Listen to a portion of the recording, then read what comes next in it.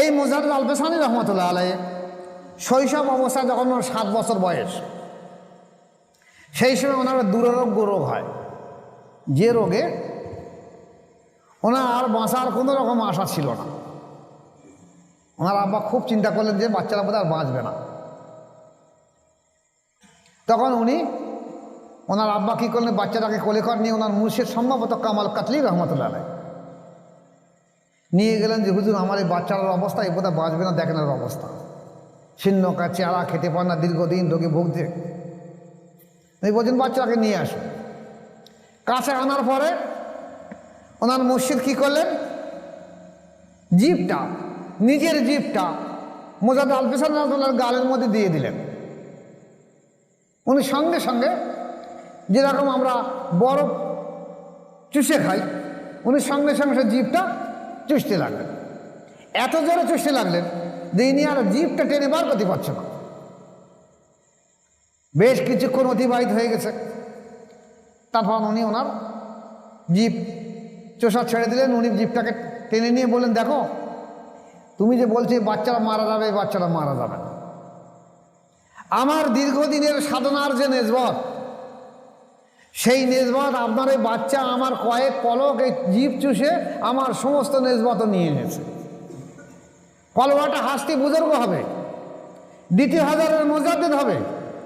এর দ্বারাই উপমহাদেশ কেন সারা বিশ্বে রাসূল পাক সাল্লাল্লাহু আলাইহি ওয়াসাল্লামের দিন জিন্দা হবে। इस बुजुर्ग हस्ती अंदर यादियों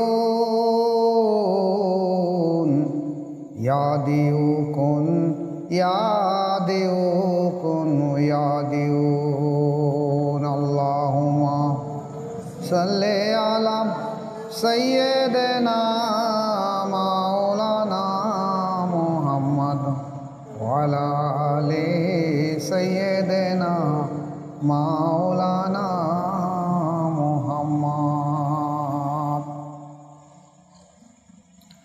हुस्न यूसुफ क्या बहार है, आशिक उसकी जुलाइका।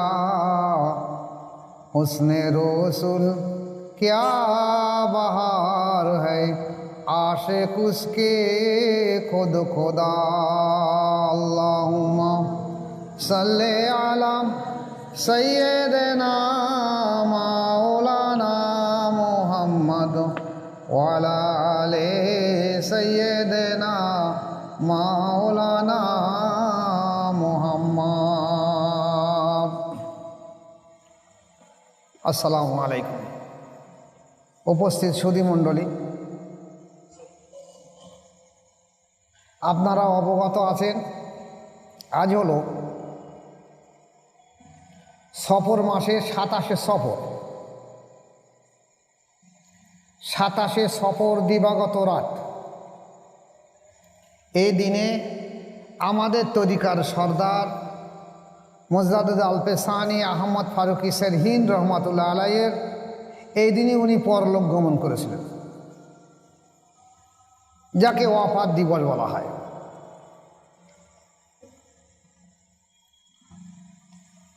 মোজাদ্দেদ তরিকার ব্যক্তিদের কাছে এটা একটা বিশেষ দিন, বিশেষ অনুষ্ঠান।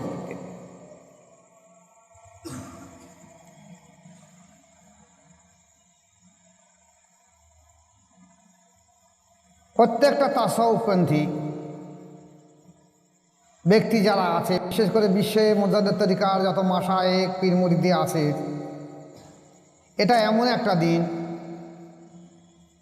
যে অলিদের স্মরণ করলে আল্লাহর রহমত বর্ষণ হয়, গুনাহ মাফ হয়। এবং এই দিনে দেখা গেছে তাসাউফপন্থীরা বলতে পারবে যে যেখানে বিশ্বের যে যেখানে মোজাদ্দেদ তরিকা ব্যক্তি আছে, তাদের যে যে লতিফায় কাজ করে, সেই লতিফায় দেখবে একটা বাড়তি তাওয়াজ্জু বা ফয়েজের উপরে একটা চাপ সৃষ্টি হবে লতিফার উপরে। হয়তো অনেকে বুঝতে পারবে না কেন আজকের এত ফয়েজের চাপ বাড়ছে। ফয়েজ সম্পর্কে অনেকে আমাদের মোজাদের তরিকা ছাড়া অন্যান্য তরিকার মানুষ ফয়েজ সম্পর্কে কিছু বোঝে না। তো ফয়েজের চাপ সম্পর্কে কী করে বুঝবে? অনেকে বুঝবে না যে আজ মোজাদ্দেদ আলপেসানী রহমতুল্লাহ ওয়াফাত দিবস, কিন্তু তাদের মনের মধ্যে এই ধারণা আসবে যে কেন আজকের এত ফয়েজের চাপ বাড়ল। প্রত্যেকটা অলিয়া উলিয়া ওয়াফাতের দিবসে, যেমন 4টে তরিকার যেসব মাসায়েক আছে, সেই ওয়াফাত দিবসে আল্লাহ পাকের রহমত বা আত্মিক ফয়েজ তাদের স্মরণ করলে নেমে আসে। আল্লাহর অশেষ দয়া, আমাদের তরিকার সর্দার মোজাদ্দেদ আলপেসানী আহমদ ফারুকী সেরহিন রহমতুল্লাহ আলাইয়ের ইসালে সাহাব হিসেবে আমরা পূর্ব কাঁঠালিয়া মোজাদ্দেদিয়া দরবার শরীফ আজ এই অনুষ্ঠানটা পালন করছি এই উদ্দেশ্য নিয়ে যে সেই মহান সাধকের নেক দোয়া, তার আত্মিক তাওয়াজ্জু ফয়েজ আমাদের মোজাদ্দেদ তরিকার প্রত্যেকটা মাশায়েখ এবং মুরিদদের উপরে অবতীর্ণ হোক। আল্লাহ প্রত্যেককে কামিয়াবি করুক, এই দোয়া রেখে এই অনুষ্ঠানটা আমরা পরিচালনা করছি।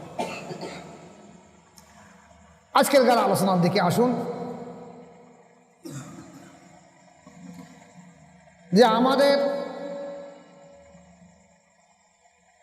নবী সাল্লাল্লাহু আলাইহি সাল্লাম আসার পূর্বে যত নবী এসেছে, একজন নবী আসার পরে যখন আবার দেখা যাচ্ছে মানুষ ভুলের উপরে দাঁড়িয়ে যাচ্ছে, শিরক বিদআত বেশি হয়ে যাচ্ছে, আল্লাহর রহমতে আবার একজন নবী পাঠানো হয়েছে।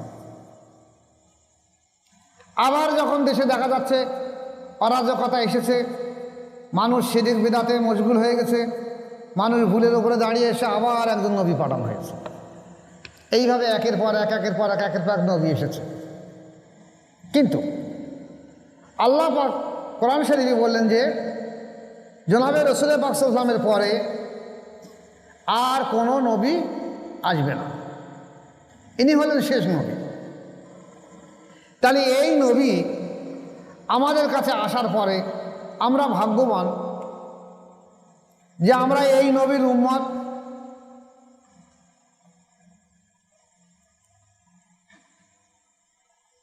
আমরা ভাগ্যবান যে আমরা এই নবীর উম্মত, যে নবী উম্মত হবার জন্যে অনেক নবীও আল্লাহ পাকের কাছে ফরিয়াদ করেছে, আর আমরা সেই নবীর উম্মত হয়ে আমরা নবীকেই ভুলে গেছি। তা সেই নবী আমাদের সামনে আজ থেকে 1400 বছর আগে এসেছিলেন। এখন রাসূল পাক সাল্লাল্লাহু আলাইহি ওয়াসাল্লামের পর্দা নেওয়ার পরে দেখা গেছে সেই রিসালাত, সেই নবুয়তের কাজ, সেই রিসালাতের কাজ, সেই বেলায়েতের কাজ করবে কারা? তাহলে আগের জমানায় যে নবী আসতো, তারা যে নবুয়তের রিসালাত নিয়ে আসতো, এখন আর নবী আসবে না, এখন বেলায়েতের যুগ। তো অলিয়া উলিয়ারা আসবে বেলায়েতের দরজা সম্মান নিয়ে, সেই নবুয়তের সেই অসম্পূর্ণ কাজ, সেই কাজ নবুয়তের সেই কাজগুলো এখন এই অলিয়া উলিয়ারা করতে থাকবে। তা আল্লাহ পাকের অশেষ দয়া, রাসূল পাক সাল্লাল্লাহু আলাইহি ওয়াসাল্লাম দুনিয়া থেকে পর্দা নেওয়ার পরে বড় পীর আব্দুল কাদের জিলানী রহমতুল্লাহ আলাইহি আসলেন, খাজা মঈনুদ্দিন চিশতি রহমতুল্লাহ আসলেন, বাহাউদ্দিন নকশবন্দি রহমতুল্লাহ আসলেন, মোজাদ্দেদ আলপেসানী আহমদ ফারুকী সেরহিন রহমতুল্লাহ আসলেন। এই যে 4টে তরিকার, কাদেরিয়া, চিশতিয়া, নকশবন্দিয়া, মোজাদ্দেদা, 4টে তরিকার যে 4জন হাস্তি বুজুর্গ, এনারাও একদিন পর্দা নিয়েছে। তাহলে তাদের এই বেলায়েতের এই কাজগুলো আর কারা করবে? তাদের খেলাফত প্রাপ্ত যেসব ওলিয়া উলিয়ারা রয়েছে সারা বিশ্ব জুড়ে, সেই ওলিয়া উলিয়াদের কাজ হলো যে এই বেলায়েতের কাজটা, এই রেসালাতটা আবার কিয়ামত পর্যন্ত জারি রেখে দেবো, কারণ আর নবী আসবে না। আজ আমরা মোজাদ্দেদ আলপে সানি আহমদ ফারুকী সেরহিন রহমতুল্লাহ আলাইহ, উনি যে মোজাদ্দেদ তরিকার মাশায়েখ, উনি আমাদের তরিকার সর্দার। আমি মোজাদ্দেদ আলপে সানি রহমতুল্লাহ মোজাদ্দেদ তরিকার একজন মাশায়েখ। তাহলে উনি যে আমাদের এই তরিকার সর্দার, তার সেই অপার দিবস হিসেবে আজ আমরা বিশেষ করে খাস অনুষ্ঠান রাখছি। আজকের আসর এই আলোচনা করার পূর্বে কিছু ভালো জিনিস আপনাদের খেয়াল রেখে দিতে হবে, যে যখন মোজাদ্দেদ আলপে সানি আহমদ ফারুকী সেরহিন রহমতুল্লাহ পাঞ্জাবের সেরহিন্দে আসেন, সেই সময় রাজনৈতিক পটভূমি কী ছিল? মোগল পিরিয়ড ছিল। তখন ভারতবর্ষে মোগল পিরিয়ড ছিল। তার পূর্বে যখন ফিরোজ শাহ তুগলকের রাজত্ব ছিল ভারতবর্ষে, সেই ফিরোজ শাহ তুগলকের রাজত্বের সময় তখন পাকিস্তানের সঙ্গে ভারতবর্ষ একই ছিল। তো পাকিস্তানের লাহোর থেকে দেখা গেছে সেখানকার যে টাকা পয়সা রাজস্ব সেগুলো সব দিল্লি আসতো। ওই লাহোর থেকে আসার সময় পাঞ্জাবের সেরহিন্দের উপর দিয়ে আসতো। তাই সেরহিন্দের ওখানে একটা জঙ্গল ছিল, ডাকাতির উপদ্রব ছিল। ফলে ওখান থেকে এই টাকা পয়সার রসদ নিয়ে আসা খুব কষ্টসাধ্য ছিল। ফিরোজ শাহ তুগলকের সময় দেখা গেছে ওইরূপ ধরনের লাহোর থেকে রসদ আনার সময় যখন পাঞ্জাবের সেরহিন্দে ওখানে আসলেন, তারা আসার পরে ওখানে রাত্রি হলো, নামাজ বাদ, ওখানে ওনারা খাওয়া দাওয়া করে মোরাকাবা মুশাহাদায় বসে গেলেন। দেখলেন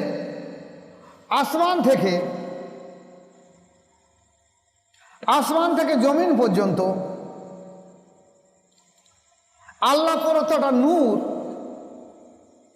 এই জমিন পর্যন্ত একটা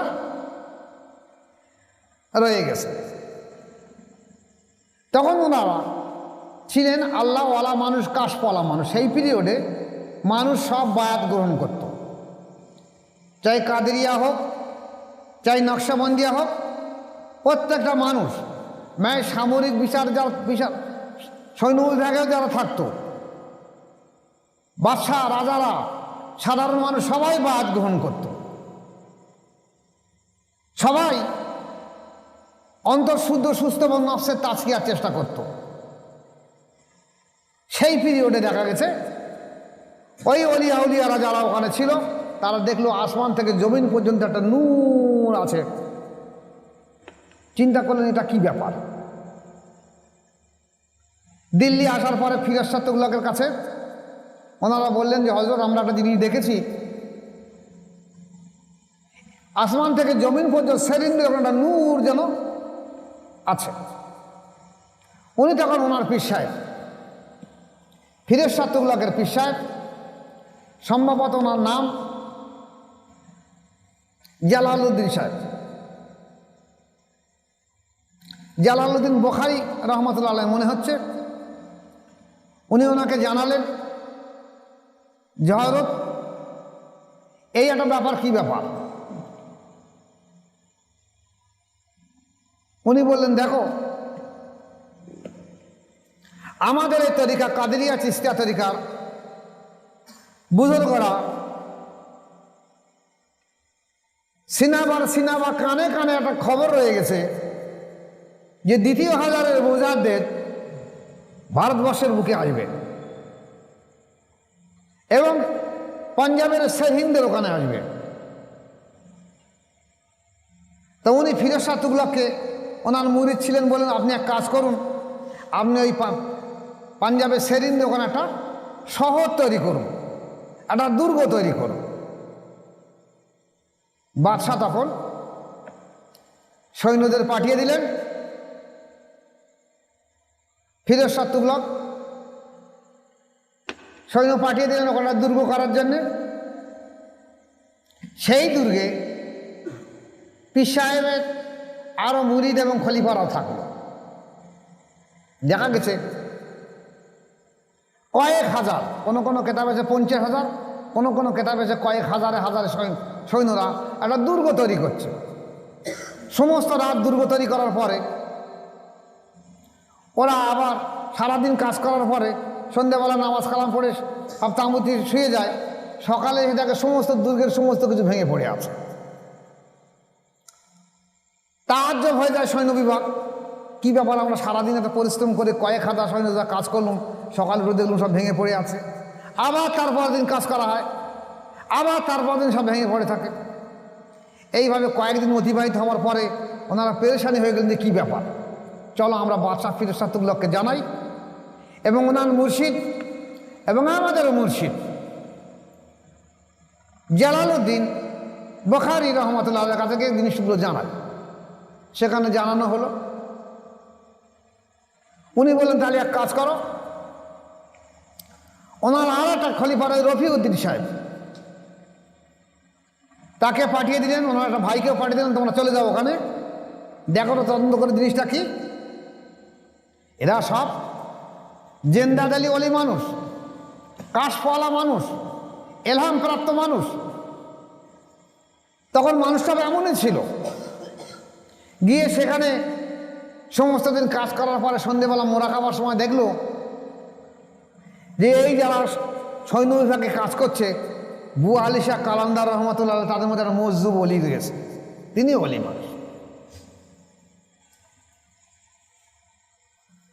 উনি ওই মজলিসে আসেন এবং ওনাকে কোনো মজুরি দেওয়া হয় না। উনি সৈন্য বিভাগে কাজ করছে, কিন্তু এই পরে সৈন্য বিভাগের মাইনে দেওয়া আছে, কিন্তু এই যে বাড়তি দুর্গ তৈরি করা আছে মজুরি দেওয়া হয় না ওনাকে। নিজেকে গোপন করার জন্য উনি কি করেছিলেন, যে সৈন্যদের যে ঘোড়া ছিল সেই ঘোড়াগুলোর খাদ্যগুলো উনি পরিবেশন করতেন। সাধারণ মানুষ মতো সৈন্য বিভাগরা মনে করেছেন একটা সাধারণ মানুষ, কিন্তু উনি ওনার মোজেজা হিসাবে রাত্রে এগুলো সব ভেঙে দিতেন। রফিউদ্দিন রহমতুল্লাহ আলাইহি দেখলেন যে এই বু আলী শাহ কালান্দার রহমতুল্লাহের কাজ এগুলো। উনি গিয়ে মাপ চাইলেন, হুজুর কী ব্যাপার আপনি বলুন। বলে দেখো আমাকে একটা পারিশ্রমিক দেয় না, আর এই যে সেরহীন হবে এখানে যে 2,000 মুজাদ্দিদ আসবে এবং তিনি তার বংশধর হবে, রফিউদ্দিন সাহেব আপনার বংশধর আসবে তিনি। তাই আমি চেয়েছিলাম যদি আমি এইভাবে ভেঙে দিয়ে দেই তাহলে আমার মুর্শিদ রহমতুল্লাহ আলাইহি, আমার মুর্শিদ কেবলা, উনি নিশ্চয়ই আপনাকে এখানে পাঠাবেন। এবং এই যে মুর্শিদ এবং এই মুরিদের এই যে আত্মিক সম্পর্ক যোগাযোগ, তখন তার আর মোবাইলের যুগ নয়। ইনি বুঝতে পারছেন ওনাকে পাঠাতে হবে, আর ইনি চাচ্ছেন ওনাকে এখানে পাঠালে ওনার বংশধরদের মোজাদ্দেদ আল হোসেন রহমতুল্লাহ জন্ম হবে। তখন রফিউদ্দিন রহমতুল্লাহ ওখানে পাঠানো হলো। উনি দেখে শুনে বললেন ঠিক আছে মাফ করে দাও, যা আবার হয়ে গেছে, আচ্ছা ঠিক আছে পারিশ্রমিক ব্যাপারটা আমি দেখছি। তারপর দুর্গ তৈরি হলো এবং সেখানে একটা শহর গড়ে উঠল।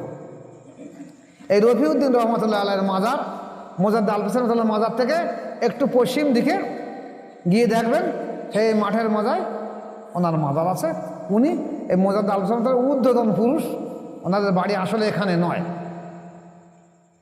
তাহলে এখান থেকে পাঞ্জাব শহর সেরহিন্দ শহর তৈরি হল। সেই সেরহিন্দ শহরের সর্বশ্রেষ্ঠ মহামানব হল মোজাদ্দেদ আল পেশানি আহমদ ফারুক সেরহিন্দ রহমতুল্লাহ আলাইহি। ওনার আব্বা আহাদ রহমতুল্লাহ আলাইহি, ওনার আব্বা আহাদ রহমতুল্লাহ আলাইহি। উনি কাদরিয়া চিশতিয়া তরিকার মাশায়েখ ছিলেন। কোনো কোনো কিতাব এসেছে উনি ওই কাদরিয়া চিশতিয়া তরিকার শাখা পোশাখা আরও 17টা তরিকার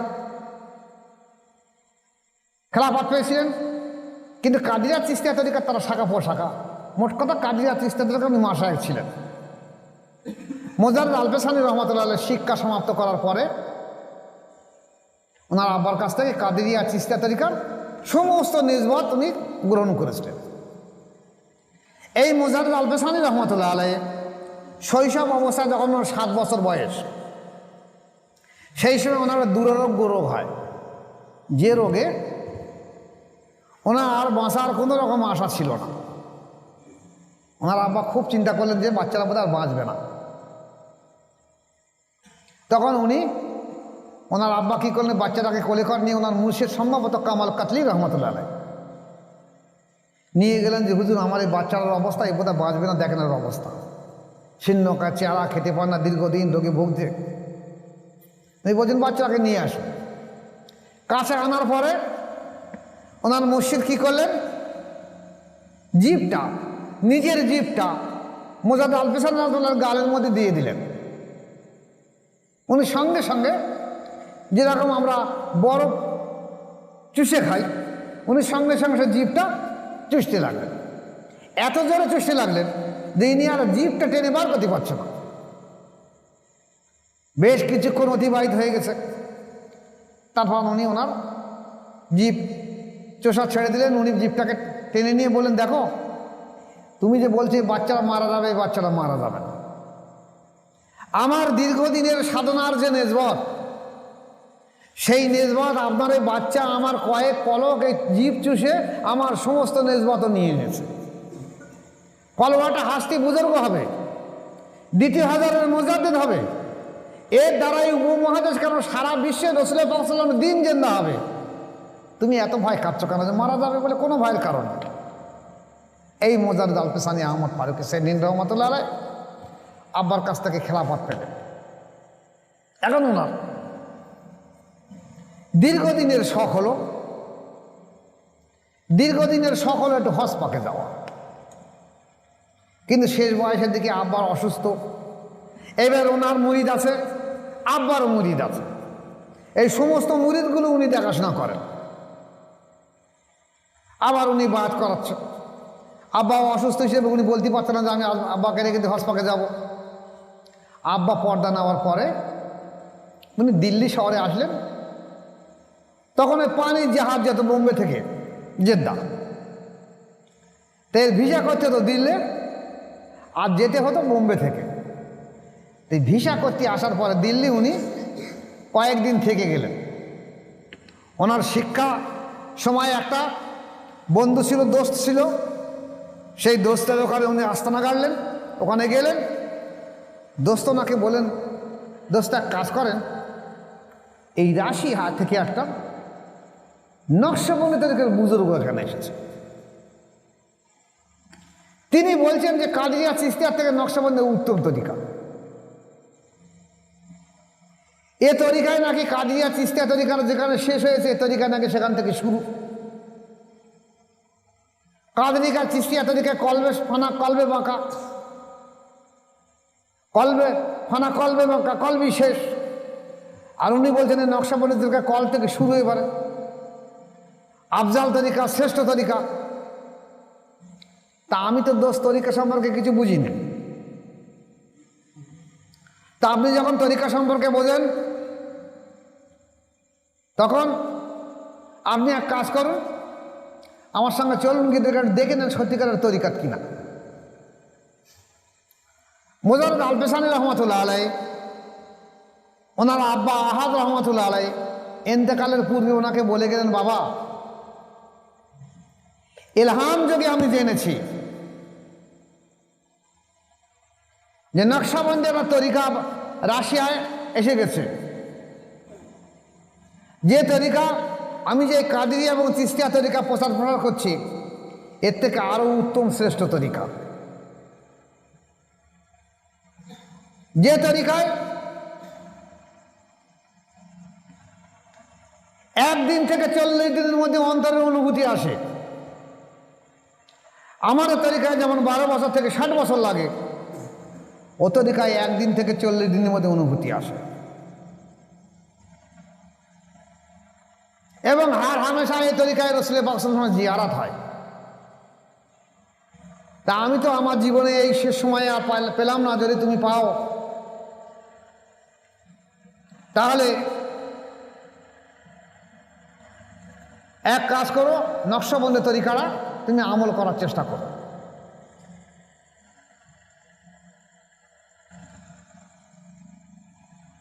উনি কি করলেন, আব্বার এই কথা খেয়াল হলো হঠাৎ। তখন খানকা শরীফে গেলেন। উনি তখন কাদেরিয়া চিশতিয়া তরিকার জজবা প্রাপ্ত অলি, হিন্দুস্তানের ওই পীরের একজন শ্রেষ্ঠ অলি বাকিবিল্লাহ রহমতুল্লাহ খানকা শরীফে গেলেন। এই বাকিবিল্লাহ রহমতুল্লাহ পিসায় হলো আমকাঙ্গি রহমতুল্লাহ আলাই। এটি ইতিহাস না খেললে বুঝতে পারবেন না। রাশিয়ায় বাহাউদ্দিন নকশবন্দি রহমতুল্লাহ তরিকা, নকশবন্দি তরিকা, এই নকশবন্দি তরিকার একজন মাসায়েখ হলো আমকাঙ্গি রহমতুল্লাহ আলাই। আল্লাহ পাক ওনাকে ইলহাম দিলেন যে আমকাঙ্গি, ভারতবর্ষের দ্বিতীয় হাজারের একজন মুজাদ্দিদ আসবে, তোমার একটা মুরিদ, তার নাম হলো বাকিবিল্লাহ রহমতুল্লাহ আলাই। তুমি একে হিন্দুস্তানে পাঠিয়ে দিয়ে দাও, তার হাতে দ্বিতীয় হাজারের মুজাদ্দিদ এই নকশবন্দি তরিকায় বাস হবে। তিনি কাদেরিয়া এবং চিশতিয়া তরিকার মাশায়েখ, এই নকশবন্দি তরিকা সেখানে প্রসার করবেন। হযরত আমকাঙ্গি রহমতুল্লাহ আলাই খাজা বাকিবিল্লাহ রহমতুল্লাহ, উনি ওনার খলিফা, ওনাকে বললেন যে আপনি ভারতবর্ষে চলে যান। বাকিবিল্লাহ রহমতুল্লাহ শীর্ণকায় চেহারা ছিল, অল্প খেতেন, শীর্ণকায় চেহারা, খুব লম্বা চওড়া মানুষ না। উনি বলেন, হযরত আমার এই অসুস্থতা, আমি এই রোগ শোকে ভুগতেছি, শীর্ণকায় চেহারা, আমি অল্প খাই, আমি চলৎশক্তি রহিত মানুষ, আপনি আমাকে বলছেন হিন্দুস্তানে আপনি অন্য কাউকে পাঠান। বলছে আল্লাহ পাকের হুকুম তাই, তবু তুমি ইস্তেখারা করো। উনি ইস্তেখারা করলেন, পরে ওনার মাশায়েখের কাছে বললেন, হযরত আমি স্বপ্ন দেখছি যে একটা তোতা এসেছে, এসে তোতা তার গালে করে চিনি নিয়ে আমার গালে ঠোঁটে দিয়ে দিচ্ছে, এবং আমি এক চিনি নিয়ে ওই টোটা ঠোঁটে দিয়ে দিচ্ছি, আমি আমার লালালে টোটা ধরে লাগিয়ে দিয়ে দিচ্ছি। হয়তো এই স্বপ্নটা কীরকম হতে পারে? উনি বললেন, দেখো তোতা হিন্দুস্তানের পাখি, তুমি হিন্দুস্তানে তোমাকে যেতে হবে, হিন্দুস্তানে একটা হাস্তি বুজুর্গ ব্যক্তি তোমার হাতে বাদ গ্রহণ করে, তুমি চলে যাও। ঠিক তদ্র আমি এই প্রসঙ্গে একটা কথা বলে দিয়ে দিচ্ছি। আমার মুর্শিদ শাহ সুফি জয়নুল আবেদিন মুজাদ্দিদি রহমতুল্লাহ আলাই আমাকে খেলাফতের আগে এরকম একটা মজার স্বপ্ন আমার ছিল। উনি বলেছিলেন, বাবা তোমার হাতে একজন হাস্তি বুজুর্গ ব্যক্তি বায়াত হবে, তোমার দ্বারা যেমন এই উপমহাদেশে ইসলাম জিন্দা হবে, মজারের তরিকা জিন্দা হবে, আবার তোমার হাতে একজন হাস্তি বুজুর্গ ব্যক্তি বায়াত গ্রহণ করবে, তার দ্বারা তোমার থেকে আরো সেই ইসলাম আরো জিন্দা হয়ে উঠবে। আমাকে বলা হলো সেই ব্যক্তিরা এইভাবে শুনে রেখে দাও। আমি আর সেটা প্রকাশ করবো না, সময়ের সঙ্গে দেখা যাবে প্রকাশ হয়ে পড়বে কে সে ব্যক্তি। দেখা আমি আর সেদিকে আসছি না। খাজা বাকিবিল্লাহ রহমতুল্লাহ আসলেন, এসে দিল্লি এসে কোথায় খুঁজবেন? উনি ওনার মুর্শিদকে বললেন, হযরত তাহলে আপনি তো বলছেন যে আমাকে দ্বিতীয় হাজারের মুজাদ্দিদ আমার হাতে বায়াত গ্রহণ করবে, তো আমি তার চেহারাকে জানি না, দেখবো কী করে? বললেন, আপনি মোরাকাবা করুন, কাশফে দেখে না এই চেহারার ব্যক্তি দেখেছেন? বলছে হ্যাঁ হুজুর দেখেছি। বলছে এই ব্যক্তি তো আপনার কাছে বায়াত হবে। বলছে হুজুর আমি খুঁজবো কোথায়? বলে তুমি দিল্লি যাও, আল্লাহ ঠিক খুঁজিয়ে দেবে, তোমার ঠিক জায়গায় পৌঁছে দিয়ে দেবে। তা উনি দিল্লি এসে ওনার যেখানে মাজার আছে দেখেছেন, বাকিবিল্লাহর মাজার, ওই মাজারের ওখানে উনি একটা ছোট একটা খানকা মতন করলেন, কিছু বায়াত করাতে লাগলেন, আর বাচ্চাদের বাচ্চা ছেলে মেয়েদের নিয়ে উনি ওই কোরআন শিক্ষা দিতে লাগলেন, একটা মশলা ফেঁকা উসুল শিক্ষা দিতে লাগলেন, আর বায়াত করা লাগলেন। আর চিন্তা করলেন, ওই চিন্তা রয়েছে আল্লাহ পাক কবে আসে দেখি, আল্লাহ পাক কবে আসে দেখি। হঠাৎ দেখলেন একদিন এই মোজাদ্দেদ আলফেসানি রহমতুল্লাহ আলাই ওনার দোস্তকে সাথে করে নিয়ে ওই বাকিবিল্লাহ রহমতুল্লাহ সেই খানকা শরীফে গিয়ে হাজির হয়েছে। বাকিবিল্লাহ রহমতুল্লাহ চেয়ে দেখলেন যে দুই আগন্তক ব্যক্তি আমার কাছে এসেছে, আসার সঙ্গে সঙ্গে আমার যে জজবা ছিল, নকশবন্দি তরিকার যে জজবা, এই আসার সঙ্গে সঙ্গে যেন আমার জজবা একটা জজবায় ঘিরে ফেলে দিল। উনি চিন্তা করলেন এটা আবার কি ব্যাপার, এটা কারা? কয়েক পলক পরে দেখলেন যে ওনার কাছ থেকে আবার জজবা গিয়ে ওনাদেরকে ঘিরে ফেলে দিল। মোজাদ্দেদ আল পেশানি রহমতুল্লাহ দেখছেন যে কিছু পরে বাকিবিল্লাহ রহমতুল্লাহ জজবা ওনাকে ঘিরে ফেলে দিচ্ছে। উনি চিন্তা করলেন তাহলে ইনি আবার কেমন হাসতে বুঝার, আর ইনি চিন্তা করতেন উনি বা কেমন হাসতে বুঝার। কেউ কারুর মুখের কথা বলছে না। সালাম দিলেন, আসসালামু আলাইকুম, আসুন বসুন, কি ব্যাপার, কি উদ্দেশ্যে বলুন? তাহলে হুজুর আমি তো কসবাকে যাব এসেছি, তা আমার দোস্ত এখানে বললো যে এখানে একজন রাশিয়া থেকে একজন নকশবন্দি তরিকার বুজুর্গ এসছে, তাই একটু জিয়ারাতে আপনার জিয়ারাতে আসলাম। তা বলে ভালো কাজ, উত্তম কাজ, আপনি যাবেন? তা আপনি এক কাজ করুন, আমার এখানে এসেছেন যখন মেহমান হিসেবে 3টে দিন থাকুন। ঠিক আছে, 3 দিন থাকা হবে। 3 দিন থাকলেন। এই 3 দিন উনি কি করলেন, বাকিবিল্লাহ রহমতুল্লাহ ওনাকে মেহমানদার সমস্ত আদর আপ্যায়ন করে খাওয়া দিলেন। আর উনি চিন্তা করলেন এই সেই ব্যক্তি, খানকা শরীফে ঢোকার সঙ্গে সঙ্গে মনে করলেন এই সেই ব্যক্তি যার বায়াত করার জন্য আমি হিন্দুস্তানে এসেছি। আমি দিল্লি, আগ্রা, সমস্ত জায়গায় ঘুরে ঘুরে ঘুরে ঘুরে কোনো জায়গায় খুঁজে পাইনি। দেখলাম অবশেষে আল্লাহ পাক এখানে পৌঁছে দিয়েছে, আলহামদুলিল্লাহ। বড় কাছে মোবাইলটা দাও, ফোনে এসে একটা দাও। এইবারে 3 দিন পরে মোজাদ্দেদ আল পেশানি আহমদ ফারুক সেরহিন রহমতুল্লাহ বলতেন, হযরত আমার তো হজপাকে যাওয়ার ইচ্ছা ছিল, কিন্তু আমি হজপাকে যাব না। বলছেন কেন বাবা? বলছে দেখেন, নকশবন্দি তরিকা যে এত উত্তম তরিকা, আমার আব্বা বলে গিয়েছিল, ওসিয়াত করেছিল এই তরিকা বায়াত হয়ে কাজ করতে, এই তরিকা খেলাফত বা জজবা নিতে। তা আমি আজ এখানে দেখে বুঝতেছি, আজ 3 দিনে বলে যে হ্যাঁ নকশবন্দি তরিকা সর্বোত্তম তরিকা, তা আপনি আমাকে বাদ করিয়ে দিতেন। উনি দেখলেন তারা আমার সেই যে উদ্দেশ্যে হিন্দুস্তানে আসা, আমার উদ্দেশ্য পূরণ হয়ে গেল। উনি বায়াত করে দিলেন। কিতাবে এসে 3.5 মাস মুর্শিদ দরবারে থাকলেন। উনি খেলাফত নিয়ে চলে গেলেন। খেলাফত পাওয়ার পরে উনি বললেন হযরত আমার ইচ্ছা, আমি একটু হজপাকে যাব। উনি বললেন দেখো, ভারতবর্ষের বর্তমানে আকবর বাদশাহ আছে, রাজত্ব করছে। এই আকবর বাদশাহ ইসলামকে মুছে দিয়ে দ্বীন ইলাহি এনেছে। আকবর বাদশাহ শত মহিলাকে বিয়ে করেছে, প্রায় সব ধর্মের মানুষের বিয়ে করেছে, মেয়েদের বিয়ে করেছে। আকবর বাদশাহ চিন্তা ছিল যে আমি অন্যান্য ধর্মের মানুষদের যদি একটা বাদশাদের ছোটো ছোটো করণ রাজ্যের বাদশাদের একটা মেয়েকে বিয়ে করি, তাহলে আমি সেই তাদের জামাই হয়ে যাবো, রাজার জামাই হয়ে যাব। তাহলে আমার লড়াই যুদ্ধ বিগ্রহ করতে হবে না, আমিও শান্তিতে থাকবো, ওরাও শান্তিতে থাকবে। তাহলে আকবর বাদশাহ তাদেরকে বিয়ে করে, এই বিভিন্ন ধর্মের মানুষদেরকে, মেয়েদেরকে বিয়ে করে বললেন যে যার ধর্ম পালন করো। বিরাট হলঘর করে রেখেছে। তা সেই সব মেয়েরা যে যার ধর্ম পালন করে। এখন দেখা গেছে মুসলিম ছাড়াও অন্য ধর্মের মানুষ বেশি। তারা এইবারে মনস্তাত্ত্বিকগতভাবে আকবর বাদশার উপরে পেশার চাপ সৃষ্টি করলো।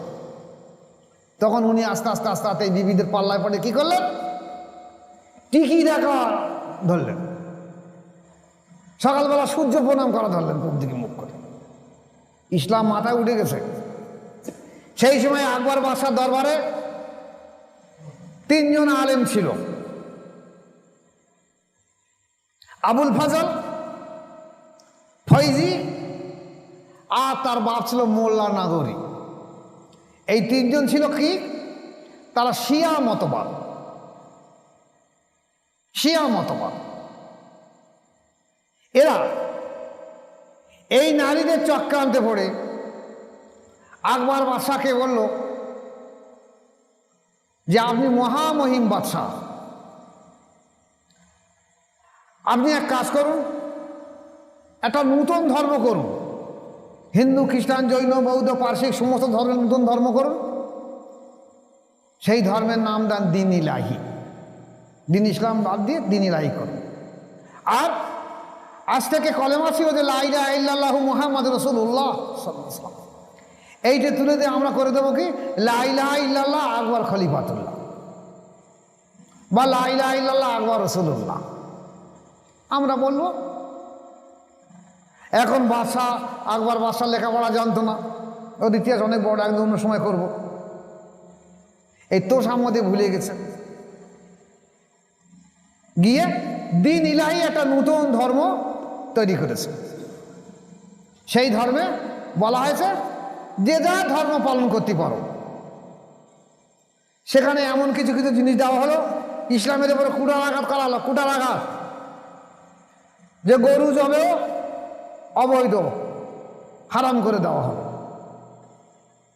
গরু জবেও করা যাবে, জুয়া হালাল করা দেওয়া হলো, রাজ দরবারে জুয়া হালাল করে দেওয়া হলো, তাস পাশা মদ হালাল করে দেওয়া হলো, বেশ্যাখানা হালাল করে দেওয়া হলো। এমনকি পুরুষ এবং নারী বিবাহের পরে যদি তারা মেলামেশা করে ফরজ গোসল হয়, তা ফরজ গোসল বলছে ও ফরজ গোসলের হালাল প্রয়োজন নেই, ফরজ গোসলের প্রয়োজন নেই। এইভাবে ইসলামকে ধ্বংস করে দিয়ে দিন ইলাহি একটা নতুন ধর্ম প্রচার করতে লাগলো। এবং বাদশার স্ত্রীরা রাজদরবাররা সবাই কী করলো, সকালবেলা উঠে সূর্য প্রণাম করতে লাগলো, টিকি রাখা আরম্ভ করলো। রাজদরবারে গানের আসর, বাইজির নাচের আসর, তাস মদ জুয়া সব কিছু শুরু হতে লাগলো।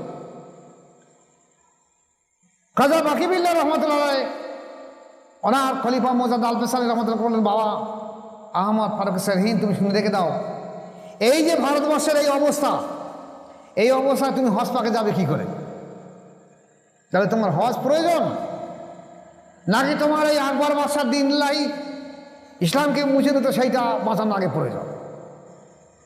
উনি বললেন ইসলামকে বাঁচানোর প্রয়োজন। বল তালি হজ পাকে যাওয়া বন্ধ রেখে দিয়ে দাও, দিয়ে তুমি দিন ইলাহি মুছেদের দিন ইসলাম প্রচার করার চেষ্টা করো।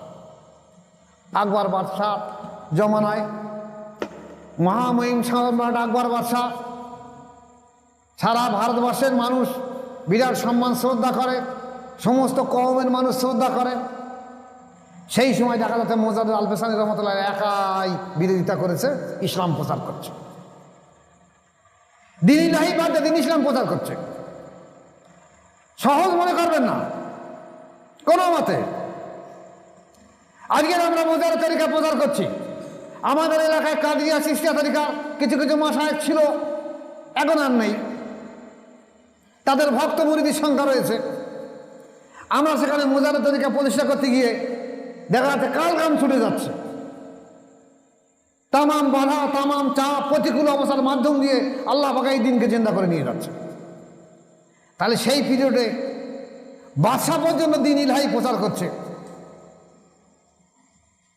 সমস্ত সৈন্য সামন্ত সব দিন ইলাহি, অমাত্যবর্গ সব দিন ইলাহি, রাজকর্মচারীর দিন ইলাহি, দিন ইসলাম বলে নেই।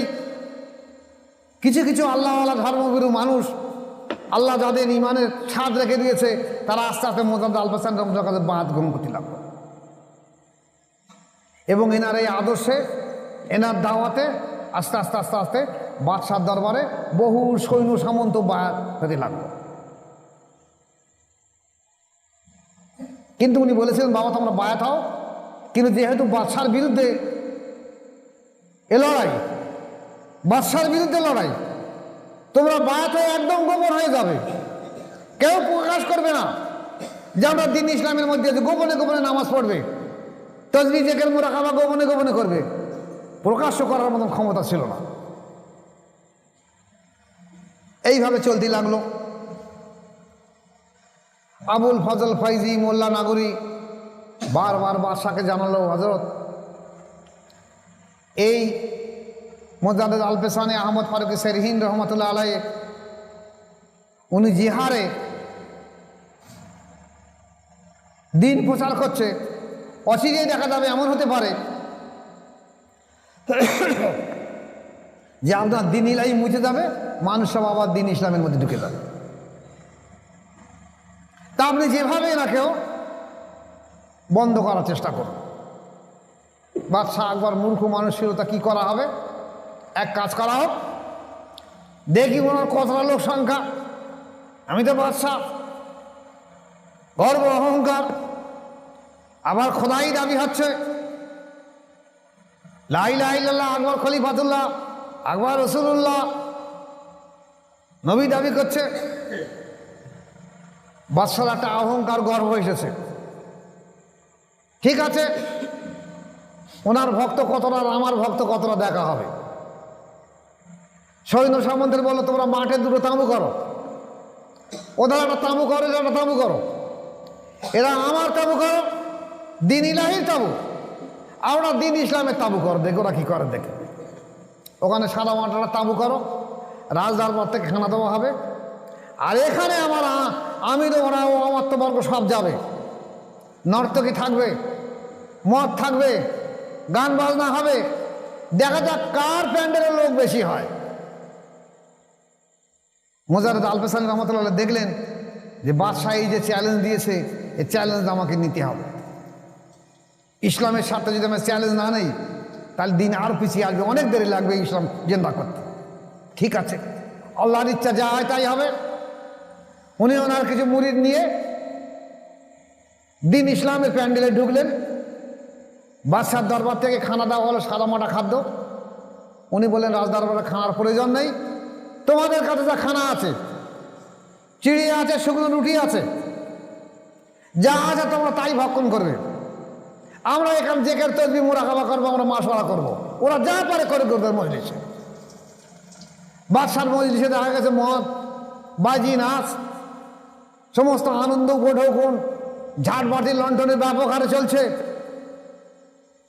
আর এই হই হই রই রই করে চেঁচাচ্ছে, আর ওই দিকে তাকাচ্ছে, আর আঙুল তুলে ইশারা করে বলছে তোমার যখন লোকজন নেই। মোহাম্মদ আল মুসলিমেও কিছু আল্লাহওয়ালা ধর্মপ্রাণ মানুষ নিয়ে সেখানে বসে আছেন, জেকের তসবিহ মুরাকাবায় মশগুল হয়ে আছে। নিজে তো ফকির মানুষ। একজন মুরিদকে বললেন আমার এই লাঠিটা নিয়ে যাও, আমার এই তাঁবু চতুর্দিকে একটা করে দাড়ি টেনে দিয়ে এসো, ওরা যা পারে করে। এটা কি করে উনি বুঝলেন?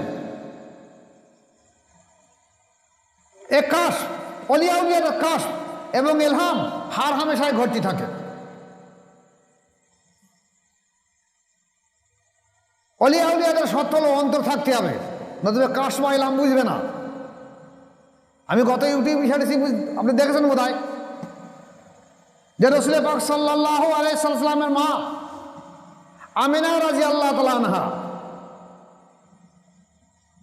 যখন রাসূল পাক সাল্লাল্লাহু আলাইহি মায়ের গর্ভে আসলেন, উনি বললেন যে আমাকে গায়েবী আওয়াজ হতো, এই আমিনা রাদিয়াল্লাহু তাআলা আনহা, তোমার গর্ভে সারা বিশ্বের সর্বশ্রেষ্ঠ রত্ন আছে। সে যখন ভূমিষ্ঠ হবে তার নাম রাখবে আহমদ, তার নাম রাখবে আহম্মদ, তার নাম রাখবে মোহাম্মদ। উনি বলতেন আমি দেখতাম আমার চোখের সামনে দিয়ে ছোট ছোট পাখি, বিভিন্ন রকম সুন্দর আকৃতির পাখি, কোনটা সোনার, কোনটা মুক্ত, কোনটা রূপমূর্তির পাখি উড়ে উড়ে বেড়াচ্ছে, কাশ। এছাড়াও উনি বললেন যে আমার সন্তান যেদিন ভূমিষ্ঠ হয় ঠিক সেই সময় আমি দেখছি আসমান থেকে তিনটে পতাকা এসে একটা পৃথিবীর পূর্ব প্রান্তে একটা পতাকা বসে গেল, একটা পৃথিবীর পশ্চিম প্রান্তরে একটা কাবা ঘরের উপরে পতাকা উড্ডীন হলো। এটা ইসলামী পতাকা, ইসলামী ঝান্ডা, ইসলাম জেন্ডা হবে তার প্রমাণ হলো। তারপর দেখলাম কিছু সময় পরে আমার একটা সন্তান ভূমিষ্ঠ হলো। এই সন্তান ভূমিষ্ঠ আবার কয়েক পলকের মধ্যে কোনো কোনো কেতাব এসেছে যে একটা সাদা ধরনের একটা মেয়ে গেছে ঘিরে ফেললো জায়গাটা, এবং ওনার রাসূল পাক সাল্লাল্লাহু আলাইহি ওয়াসাল্লামের নূরের ঝলকে সব ঝলসে গেল। ঠিক সেই সময় কোনো কোনো কেতাব এসে জিবরাইল আলাইহিস সালাম ওনাকে আল্লাহ রাসূল সাল্লামকে কোলে করে নিয়ে সারা বিশ্ব ব্রহ্মাণ্ড কুল মখলুকাত কায়নাত সবগুলোকে বল দর্শন করে নিয়ে আসে কয়েক পলকের মধ্যে। ঠিক যেমন মেয়ারাজ ঘটেছিল, অল্প সময়ের মধ্যে সারা বিশ্ব ব্রহ্মাণ্ড স্তব্ধ করে দিয়ে আল্লাহ পাক সব দেখে নেন আল্লাহ রসুলকে। এই ঠিক তদ্রূপ ঘটেছে যে জনাবে রাসূল পাক সাল্লামকে সারা বিশ্বের সমস্ত সৃষ্টির সব কিছু তাকিয়ে রয়েছে যে শেষ জমানায় আখিরি জমানার নবী আসবে, আমরা তার শৈশব অবস্থাকে দেখব এবং সেদিন আমরা আনন্দ উৎসব করব যে রাসূল পাক সাল্লাম দুনিয়ার বুকে এসেছে। তাই ওনার চেহারা মোবারক ফেরেশতারা সারা বিশ্বের সমস্ত সৃষ্টির মখলুকাত কুল মখলুকাতকে সবাইকে দর্শন করিয়ে এনে আবার এখানে হাজির করে দিয়ে। কে বলেছে কথা? মা আমিনা রাদিয়াল্লাহু তাআলা আনহা বলেছে। তাহলে তার কাশ ছিল, ইলহাম ছিল। আগে দেখেন মুসা আলাইহিস সালাম সেই সময় জালিম বাদশার কারণে মুসা আলাইহিস সালামের মায়ের উপরে ইলহাম হলো যে তুমি তোমার বাদশাকে একটা কাঠের সিন্দুক করে সমুদ্রে ভাসিয়ে দিয়ে দাও। ইতিহাসের সেটাই তো। কি করে সম্ভব হলো? এলাম আসলো কি করে? অন্তর না থাকলে এলাম আসে না, মস্তিষ্কের গানে এটা বলা যাবে না। কোরআন আর হাদিস বুঝতে গেলে, আল্লাহ আল্লাহ রসুল বুঝতে গেলে অন্তর দরকার। আজকের আমাদের দেশের আলেম ওলামা সমাজ হাফেজ কারি মাওলানা মুফতি লেখাপড়া শিখে তারা মনে করছে আমরা সব জ্ঞান অর্জন করে ফেলেছি। ওই জ্ঞানটা হলো মস্তিষ্কের জ্ঞান, কলবি জ্ঞান হয়নি। কিন্তু যা আমিনা রাদিয়াল্লাহু তাআলা উনি ওনার দেখেছেন যে আমাকে ইলহাম হচ্ছে, কাশ হচ্ছে। আপনারা এত বড় বড় হাফেজ কারি মাওলানা মুফতি, আপনাদের ইলহাম বা কাশ নেই কেন? কেন নেই? যে রাসূল পাক সাল্লাল্লাহু আলাইহি ওয়াসাল্লাম দুনিয়ায় আসার জন্য সেই দিনে আনন্দ করার জন্য কুল মখলুকাত কায়নাত সব আনন্দ উৎসব করো রাসূলকে দেখবো বলে। আপনারা যদি অন্তর্চক্ষু থাকতো তার রাসূল পাক সাল্লাল্লাহু আলাইহি ওয়াসাল্লাম আগমন বার্তা হিসেবে সারা বিশ্বের উম্মতে মুহাম্মাদি যারা মুসলমান বলে দাবিদার করেছে প্রত্যেকে আনন্দ করত, মারহাবা ইয়া রাসূলুল্লাহ, মারহাবা ইয়া রাসূলুল্লাহ। কিন্তু আপনাদের অন্তর নেই, কলব নেই, কাশ নেই, ইলহাম নেই বলে আপনাদের এই অবস্থা ঘটেছে। যাক, আমি ও সাইডে সরে গেলে অনেক দূর সরে যাবে, আমি এদিকে আসি। কোন কথাটা বলছিলাম? মুজাদ্দিদ আল পেশানি আহমদ ফারুকী সেদিন রহমাতুল্লাহ আলাইহ, ওনাকে ইলহাম হলো যে আল্লাহর গজব আসছে, আপনি অবিরামে ঘিরে দিতেন লাঠি দিয়ে। আকবর বাদশা তো শান শাওকাতের সঙ্গে বসে আছে, পাশে নর্তকীরা সব নাচ গান হচ্ছে, মদ সুরা পান করা হচ্ছে, আনন্দ হয়ে উট্টলগুল করা হচ্ছে, বা রাজদরবারে খানা খাওয়া হচ্ছে, আর হয়ে ওটা দেখ সেই ফকির দেওয়া মজলিসটা দেখো কিরকম হচ্ছে। ওখানে লোকজন নেই, ওরা মাথায় কাজ চুপ করে বসে গেছে। আমাদের খানা দিচ্ছি, আমরা সাদা মাটা খানা দিচ্ছি না খেয়ে, ওরা চিংড়ি আর শুকনো রুটি খাওয়া আরম্ভ করেছে। আমাদের এত বড় রাজকীয় খানা আমরা বাদ দিয়ে দিয়েছি। কিন্তু আল্লাহ পাকের ইচ্ছা একবার বাসা বুঝে আসেনি, দেখা গেল একটা ব্যাপক ঝড় আসলো। আজকের সেই ঝড়টা এখন নির্মাণ করছে মানুষ কিভাবে, বিজ্ঞানভাবে।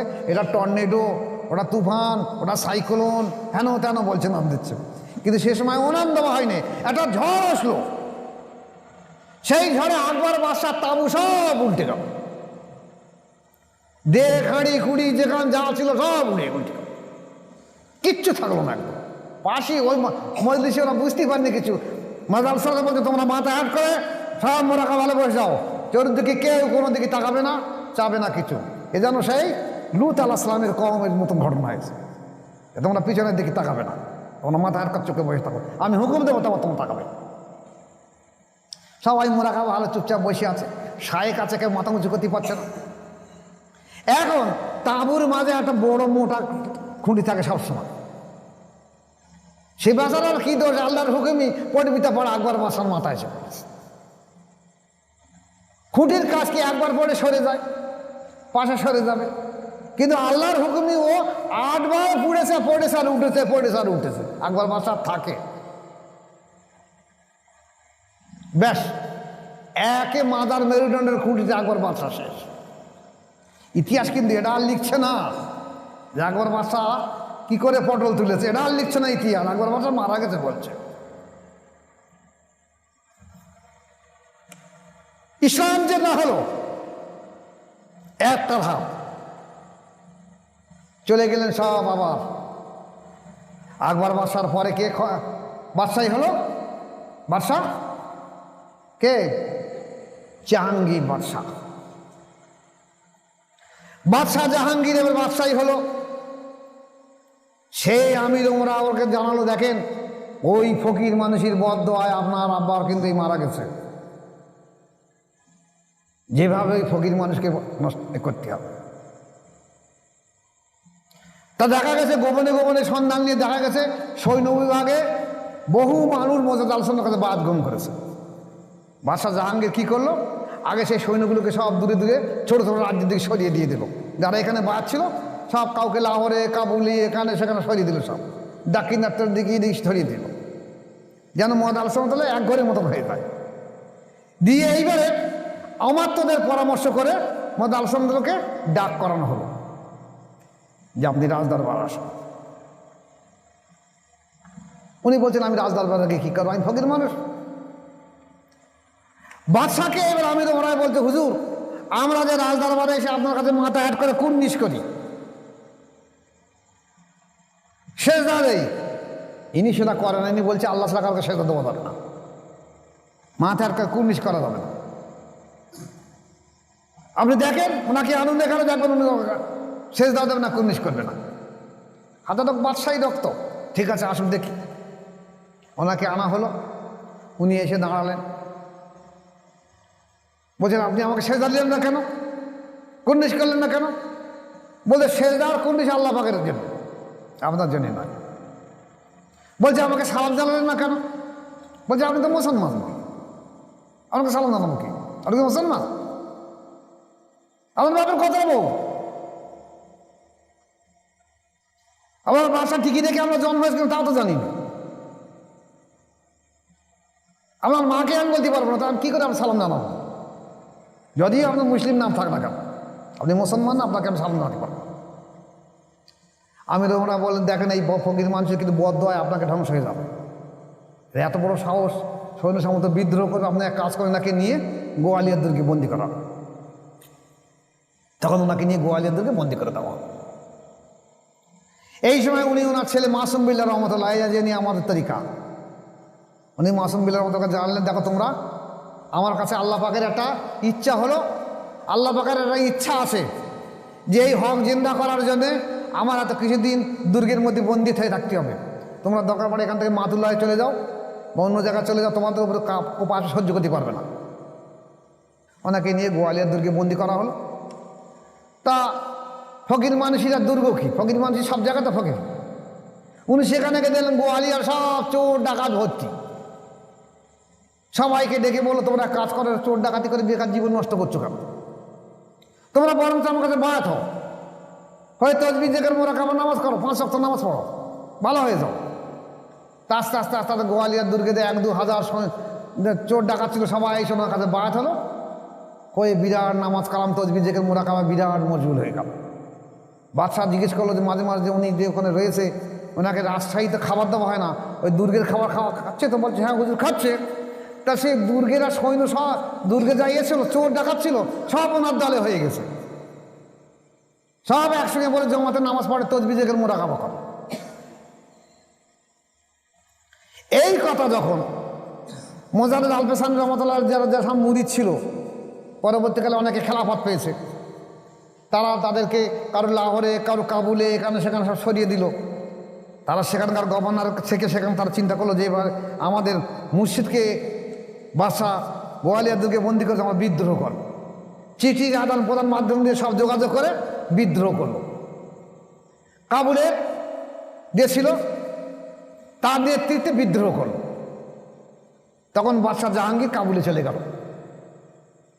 লড়াই করতে, গিয়ে সেখানে বাদশাহ জাহাঙ্গীর পরাজিত হলো, বন্দি করালো বাদশাহ জাহাঙ্গীরকে। তখন বাদশাহ জাহাঙ্গীরের স্ত্রী কি নাম ছিল, নুরজাহান বোধহয়, নুরজাহান তো, নুরজাহান।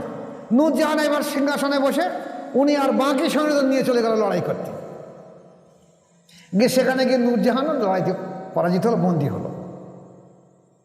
দুজনকে একটা ঘরের মধ্যে বন্দি রেখে ওখান থেকে আসফ খান, মোহাম্মদ খান ঘোড়া ছুটে চলে আসলে মোহাম্মদ আলসালাম গোয়ালিয়র দুর্গে, বলে গেট খুলে দাও। মোহাম্মদ আলসালামের কাছে সালাম মোসাফা কদম বুঝি করে বললেন হুজুর আপনি বাইরে চলে আসুন, আমরা বাদশাহ এবং বাদশার স্ত্রীকে বন্দি করেছি। উনি তো জানেন দুর্গের মধ্যে রয়েছে, কেন তা বলছে হুজুর আমরা এরকম বিদ্রোহ করেছি, বাদশাহ আমাদের ওখানে গিয়েছে, আমরা পরাজিত করেছি, বন্দি করেছি, তারপর ওনার স্ত্রী গিয়েছে, ওনাকে পরাজিত বন্দি করেছি। এখন আমরা দিল্লির সিংহাসন খালি, আপনি আসুন, আপনি দিল্লির সিংহাসনে বসুন। ইসলামে একই দিনে জেন্দা হয়ে যায়। উনি বলছেন দেখো আল্লাহ পাকের ইচ্ছে এটা তো নয়, আর তোমাদেরকে আমি বলেছি লড়াই করছি, তোমরা ফিরে যাও, বাদশার স্ত্রীকে নিয়ে আমার সিংহাসনে বসিয়ে দাও, যাও। মাথায় হাঁট করে মসজিদে ঢুকুম মেনে বাধ্য হয়ে আবার সে ছুঁচো গেলার মতন হয়েছে। বাদশার স্ত্রীকে নিয়ে আবার সিংহাসনে বসিয়ে দিয়ে দিল। বলছে যে যার জায়গা সেখানে কাজে চলে যাও। বাদশাহ চিন্তা করলেন, আমার আমির উমর তো বললো যে এ ফকির মানুষ রাজত্বের লোভে বিদ্রোহ করাতে পারে, তা কই তেমন তো লোভ এদের দেখিনি। গোয়ালিয়ার দুর্গে থেকে বলছে ওনাকে ফেরত নিয়ে, চিঠি লিখে দিলেন, ওনাকে ফেরত নিয়ে এসে উনি মজাল সরা চিঠির উত্তর দিলেন যে আমার কিছু শর্ত আছে, সেই শর্ত যদি পালন করো আমি দুর্গ থেকে বাইরে হবো না, তো বাইরে হবো না। এখন ইনি পড়েছেন মহা চিন্তায়।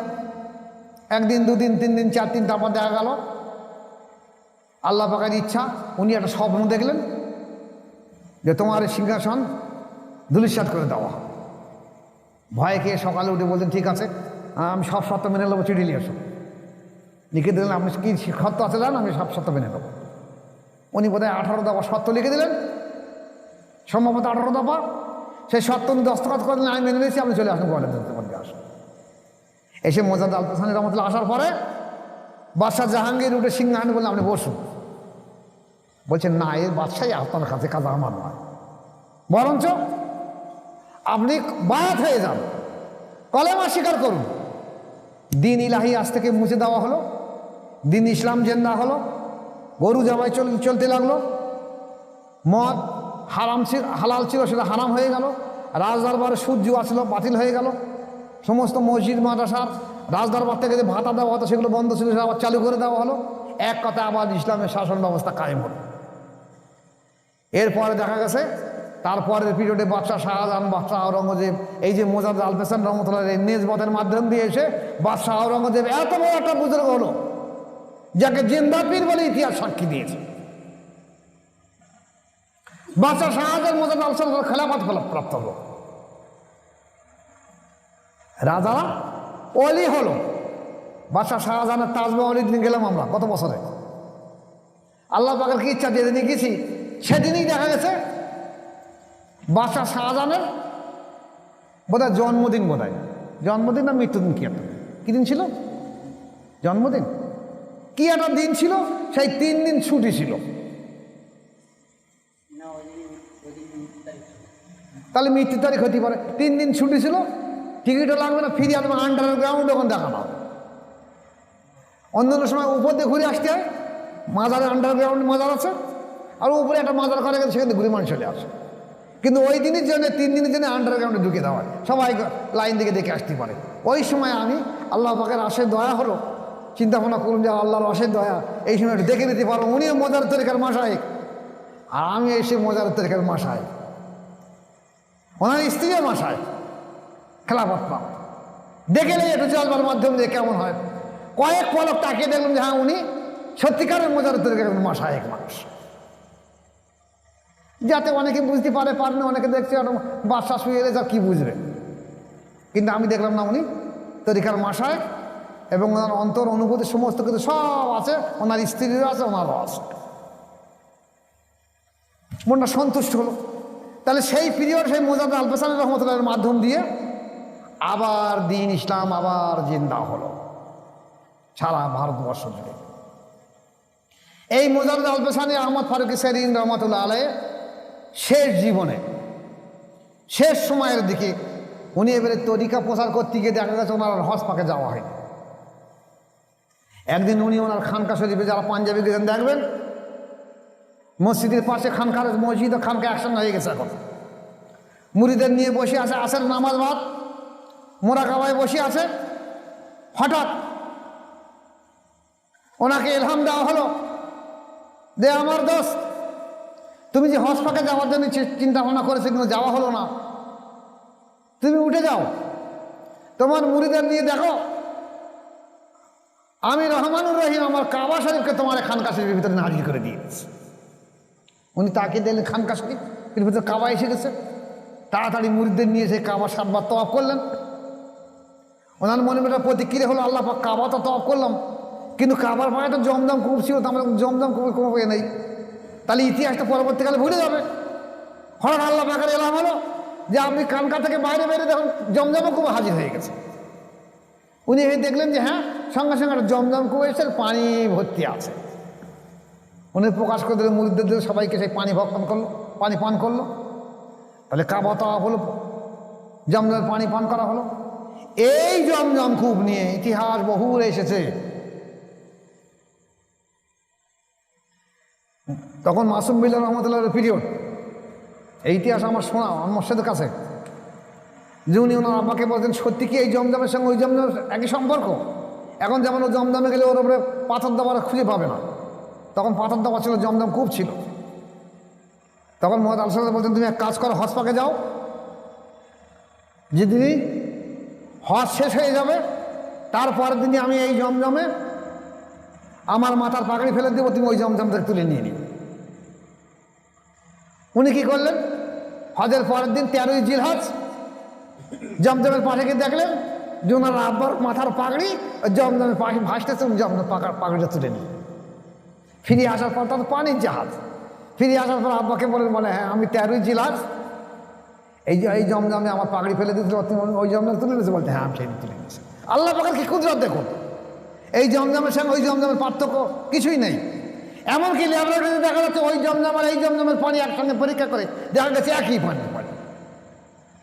আমি ওই জমজমের পানি আর এই জমজমের পানি আমার বাড়ি রেখে দিয়েছি বোধ হয় 10 বছর ধরে, একই রকম পানি একই রকমভাবে রয়েছে। অন্য কোনো পানি কোনো ফিল্টার পানি আলে খারাপ হয়ে যেত, এই দুটো পানি এখনো খারাপ, দুটি পানি আমার কাছে পেয়েছে। এই মুজাররদ আল-পেশানি আহমদ ফারুকি সেরহিন রহমতুল্লাহ আলাইহ খাজা বাকিবিল্লাহ রহমতুল্লাহর কাছ থেকে কী তরিকা পেলেন? নকশবন্দি তরিকা। তখন উনি ওনার মুরিদদের নিয়ে এই কাদরিয়া আর চিশতিয়া তরিকার বায়াত করাতেন এবং কাদরিয়া চিশতিয়া তরিকার বহু মুরিদকে খেলাফত দিয়ে দিয়েছেন। তারপর নকশবন্দি তরিকার উনি যখন খেলাফত পেলেন তখন দেখলেন আরও উত্তম তরিকা, তখন উনি নকশবন্দি তরিকার বায়াত করাতে লাগলেন। এখন যারা কাদরিয়া চিশতিয়া তরিকার খেলাফত পেয়ে গেল তারা পরবর্তী বলতে লাগলো যে আমরা কাদরিয়া চিশতিয়া আর নকশবন্দি 3 তরিকার পিছা, কারণ যেহেতু আমার শায়েখ নকশবন্দি তরিকার মা শায়েখ হয়েছে। এখন ওনাকে যে 2য় হাজারের মোজাদ্দেদ দেওয়া হবে, একদিন উনি আসরের নামাজ বাদ ওই খানকা শরীফে বসে আছেন মোরাকাবার হালতে। এমন সময় দেখলেন যে বড় পীর আব্দুল কাদের জিলানী রহমতুল্লাহ আলাইহ রুহানিভাবে ওনার সামনে এসে হাজির হলেন,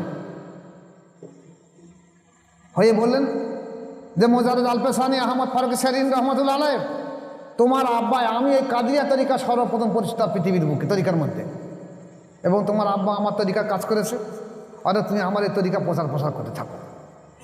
উনি তাকিয়ে দেখলেন পাশে খাজা মঈন চিশতি রহমতুল্লাহ আলাইহ এসে, ওনার খলিফা কুতুবউদ্দিন বক্তিয়ার কাকি রহমতুল্লাহ থেকে অনেকে সাথে করে নিয়ে এসে ওনারা বলছেন না আমি হিন্দুস্তানের ওলি ছিলাম, তোমার আব্বা আমার তরিকা বায়াতে কাজ করেছে, তুমি এক কাজ করো আমার এই চিশতিয়া তরিকা কাজ করো। উনি দেখলেন দুজনে তো ঠিক কথা বলছো। পাশে তাকিয়ে দেখলেন বাহাউদ্দিন নকশবন্দি রহমতুল্লাহ আসেন। উনি রসুল পাক সাল্লাল্লাহু আলাইহি ওয়াসাল্লামের প্রধান খলিফা হযরত সিদ্দিক আকবর আবু বকর সিদ্দিক রাদিয়াল্লাহু আনহুকে সাথে করে নিয়ে এসে উনি বললেন দেখেন আপনাদের দুজনা যে কথা বলেছে সম্পূর্ণ ঠিক কথা, কিন্তু এই নকশবন্দি তরিকা বড় আল্লাহর কাছে আমি কেঁদে কেটে নকশবন্দি তরিকা এনেছি। আপনি জানেন এই নকশবন্দি তরিকা আমি কাদিয়া তরিকার মাশায়েখ ছিলাম, কিন্তু উম্মতে মুহাম্মাদের জন্য আমি খুব কাঁদা কাটা গেছি আল্লাহ পাকের কাছে। শেষ ভাই দেখলাম আমার বাপ মাশায়েখ, আমার দাদা মাশায়েখ, আমার পোদাদা মাশায়েখ, কিন্তু আমার অন্তরের অনুভূতি আসতে 12 বছরের বেশি লেগেছে। আমার খাদ্য হালাল, আমার বাপের খাদ্য হালাল, আমার দাদার খাদ্য হালাল, তার বাপের খাদ্য হালাল, আমরা হারাম ভক্ষণ করিনি। তাই আমার যদি অন্তর জেগে দাঁড়িয়ে হতে 12 বছর লেগে থাকে, তাহলে এই উম্মতে মুহাম্মাদে যারা দুনিয়ার কাজে ব্যস্ত থাকবে তাদের কত বছর লাগবে। তাই আমি আল্লাহ পাকের কাছে সেজদায় গিয়ে কাঁদলাম, আল্লাহ তুমি উম্মতে মুহাম্মাদের জন্য সহজ তরিকা দান করে দাও। আল্লাহ পাক বলেন বাহাউদ্দিন তুমি মাথা উঁচু করো, কাদিয়া এবং চিশতিয়া তরিকা যা আছে ওই তরিকায় থাকবে, আর কোনো তরিকা দেওয়া হবে না। আমি আল্লাহ পাক কাঁদা কাটা করলাম, আল্লাহ পাক আপনি যদি আমার জন্য এটা উম্মতে মুহাম্মাদের জন্য সহজ তরিকা না দেন তাহলে বাহাউদ্দিন জীবনে আর সেজদা থেকে মাথা উঁচু করবে না, আর দুনিয়ার কোনো খানা খাবে না, দুনিয়ার কোনো পানি পান করবে না। ওয়াক্ত হলে নামাজের সময় নামাজ পড়ছেন আর সেজদাকে শুধু আল্লাহ কাছে কাঁদছে, আল্লাহ তুমি উম্মতের মধ্যে সহজ তরিকা দাও। ইতিহাসে লেখা এসেছে 13.5 দিন, এই 13 দিন 13 রাত 14 রাত বা 14 দিন 13 রাত 13.5 দিন অতিবাহিত হওয়ার পরে ওনার জীবন যখন ওষ্ঠাগত মৃত্যু পরে যাত্রী, সেই সময় আল্লাহ পাকে আলহামদুলিল্লাহ বাহাউদ্দিন তুমি মাথা উঁচু করো, তোমার সম্মানার্থে আমি একটা নূতন তরিকা দিচ্ছি, তার নাম হলো নকশবন্দি তরিকা। এই নকশবন্দি তরিকা তুমি তোমার মুরিদের কলবে আঙুল দিয়ে খেয়াল করার সঙ্গে সঙ্গে, কলবে আঙুল ঠেকানোর সঙ্গে সঙ্গে তোমার এই হাতের মাধ্যম দিয়ে আমার কুদরতি হাত আল্লাহ, আমি আল্লাহ পাকের কুদরতি হাতের মাধ্যম দিয়ে সঙ্গে সঙ্গে তার কলবকে আল্লাহ পাকে জেকের জারি করে দেওয়া। ইতিপূর্বে যে তরিকাগুলো ছিল কাদরিয়া চিশতিয়া তরিকা, আগে লা ইলাহা ইল্লাল্লাহ জেকের দেওয়া হতো, তারপর শেষকালে তাকে আল্লাহ জেকের দেওয়া হতো। তোমার এই নকশবন্দি তরিকার প্রথমে আল্লাহ জেকের দাও, শেষকালের দিকে লা ইলাহা ইল্লাল্লাহ জেকের দাও। এই সর্বোত্তম সর্বশ্রেষ্ঠ তরিকা। উনি বললেন দেখুন, বড় পীর সাহেব খাজা সাহেবকে হাত ধরে করে বলেন দেখুন আপনারা যে বলছেন আপনার কথা সম্পূর্ণ সঠিক, দাবি সঠিক, কিন্তু আমি আল্লাহর কাছে অশেষ কাটা করে এই নকশবন্দি তরিকা এনেছি। বিশ্বাস না হয় রসুলের পাক সাল্লাল্লাহু আলাইহি ওয়াসাল্লামের প্রধান খলিফা আবু বকর সিদ্দিক এনেছি, জিজ্ঞেস করে দেখেন। এরা সিদ্দিক আকবরের তরিকা, আপনি এক কাজ করুন, আমার এই তরিকার কাজ করুন।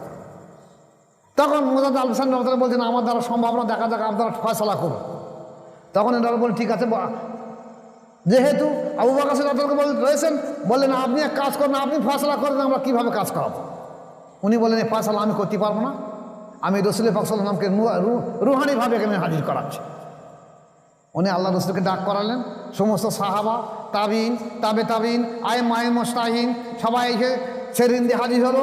ইতিহাস সাক্ষী দিচ্ছে সেই দিন সেরহিন শহরের মধ্যে এত আল্লাহর ওলি মানুষ, এত সাহাবা সাহাবি এসে হাজির হলো যে সেরহিন শহরে একটা ঢেলা ফেলার জায়গা থাকলো না। সমস্ত মানুষ রসুলের, সমস্ত সাহাবা রুহানিভাবে রসুলের পাক সাল্লাল্লাহু আলাইহি ওয়াসাল্লাম আসলে সবাই সালাম জানালেন, মারহাবা ইয়া রাসূলুল্লাহ, মারহাবা ইয়া রাসূলুল্লাহ। মোবারকবাদ জানানোর পর রসুলের পাক সাল্লাল্লাহু আলাইহি ওয়াসাল্লাম বললেন ব্যাপারটা কী? বলছেন হুজুর এই ব্যাপার। বলছেন এক কাজ করো, তোমরা এক কাজ করো। বড় পীর সাহেব খাজা সাহেব বাহাউদ্দিন নকশবন্দি রহমতুল্লাহকে বলেন দেখো তোমরা এই যে তরিকার নিসবত কোথা থেকে পেয়েছো? বলতেন হুজুর আপনার কাছ থেকে পেয়েছি। বলে তাহলে সমস্ত নিসবত আমাকে ফিরিয়ে দিয়ে দাও। আমি এই কাদেরিয়া চিশতিয়া নকশবন্দি তরিকা, এই 3টে তরিকায় একতাবদ্ধ করে একটা নতুন তরিকার জন্ম দেব। সেই তরিকার নাম হলো মোজাদ্দেদিয়া তরিকা, এবং এই তরিকায় কাজ করা যাবে। আল্লাহ পাক রব্বুল আলামিন মোজাদ্দেদ আল পেসানি রহমতুল্লাহ রসুলকে বলে, হ্যাঁ রসুল তুমি যখন তোমার মহব্বতের ব্যক্তিকে এই জিনিস দিয়েছিল, আমি কিছু দিয়ে দেই, আমি ওনাকে 2য় হাজারের মোজাদ্দেদ করে দিয়ে দিচ্ছি, আপনি 2য় হাজারের মোজাদ্দেদ ওনার মাথায় মুকুটটা পরিয়ে দিয়ে দেন। আর বেলায়েতে উলিয়ার পর থেকে লাতাইন পর্যন্ত যত ক্লাস আছে আজ পর্যন্ত কোনো কাদরিয়া চিশতিয়া কোনো তরিকায় নকশবন্দি তরিকা দেওয়া হয়নি। এই বেলায়েতে উলিয়া পর্যন্ত শেষ সীমা ছিল। কাদরিয়া তরিকা কলবে ফানা কলবে বাঁকা, আর নকশবন্দি তরিকা ছিল বেলায়েতে উলিয়া পর্যন্ত। আর বেলায়েতে উলিয়া থেকে লাতাইন পর্যন্ত এতগুলো মোকাম, এই 13টা মোকাম, সমস্ত 17টা মোকাম, এই সমস্ত কিছু মোজাদ্দেদ আল পেসানিকে দান করে দেওয়া হলো, যা বিশ্বের কোনো আলিয়া উলিয়াকে দেওয়া হয়নি। সেই মোজাদ্দেদ তরিকায় দেখা গেছে এই 30টা কেলাস আসলো। মোজাদ্দেদ আল পেসানি রহমতুল্লাহ কী করলেন? এই কাদেরিয়া চিশতিয়া নকশবন্দি তরিকার বহু খেলাফত দিয়েছেন, 10,000 খলিফা, 10,000 খলিফা দিলেন। শেষকালে যখন এই মোজাদ্দেদ লকবনাকে দেওয়া হলো, মোজাদ্দেদ তরিকা দেওয়া হলো, এই মোজাদ্দেদ তরিকার যে জজবা, এই জজবা বহন করার ক্ষমতা ওনার কাছে আর যে যত মানুষ ছিল তাকে বহন করার মতো ক্ষমতা কার ছিল না। তাই উনি ওনার ছেলে খাজা মাসুম রহমতুল্লাহের কাছ থেকে বললেন, বাবা মাসুম এই মোজাদ্দেদ তরিকা এই নিসবত আমি তোমাকে দিচ্ছি, এই নিসবত বহন করার ক্ষমতা আমার আর কোনো মুরিদের কোনো খলিফার নেই।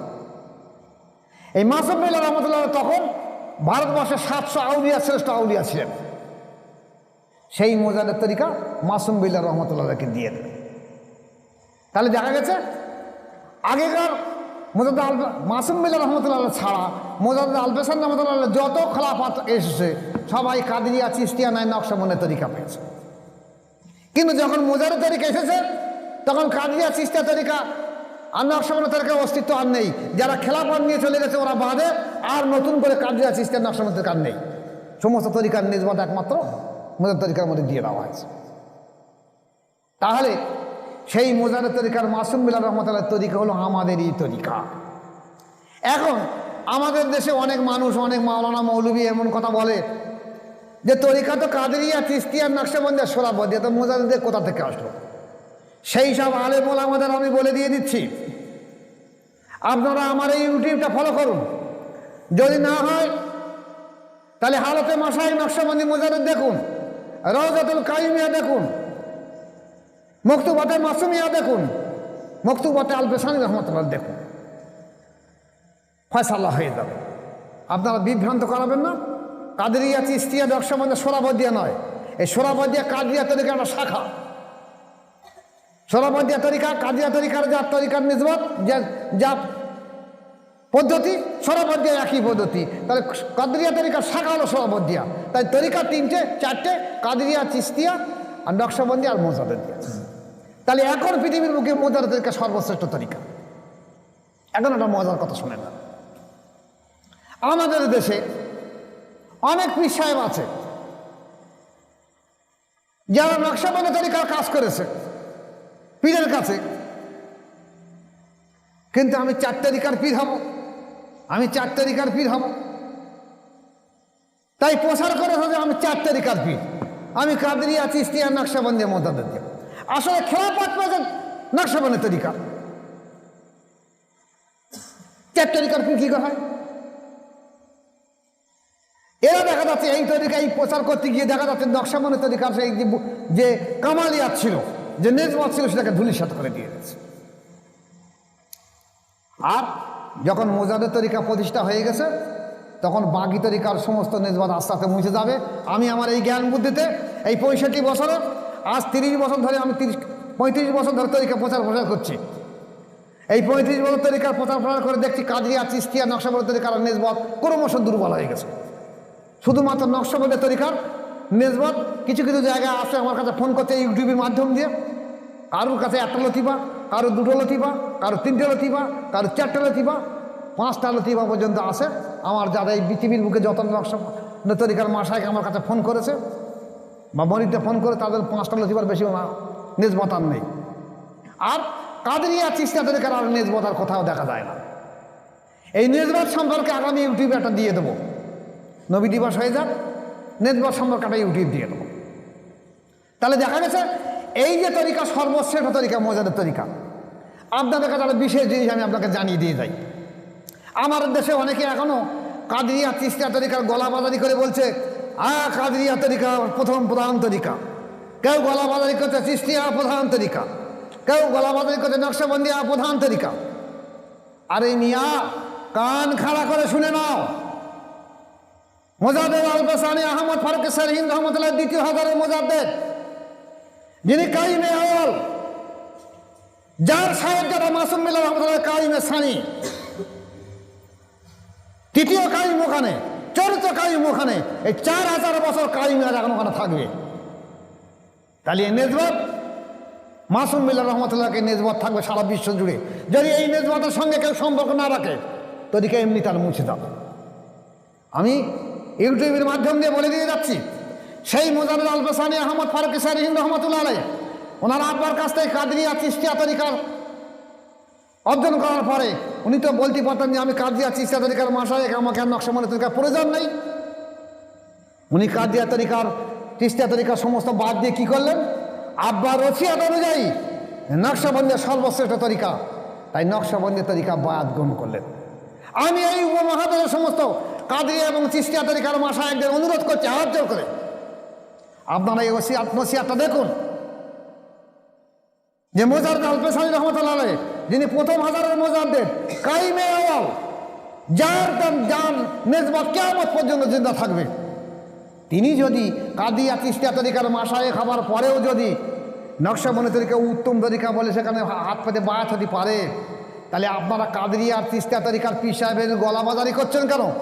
যেখানে নেজবত মুছে গেছে, আপনারা মোদ্দাদের জেন্না করে দিতে পারছেন না, নেজবাত মুছে গেছে। রুহুল আমিন রহমতুল্লাহ আলাইহি বলছে যে 100টা মুরিদের মধ্যে যদি 60টা মুরিদের অন্তর দেখে জারি করে দিতে পারে তাহলে বেশক তিনি মাসায়ে।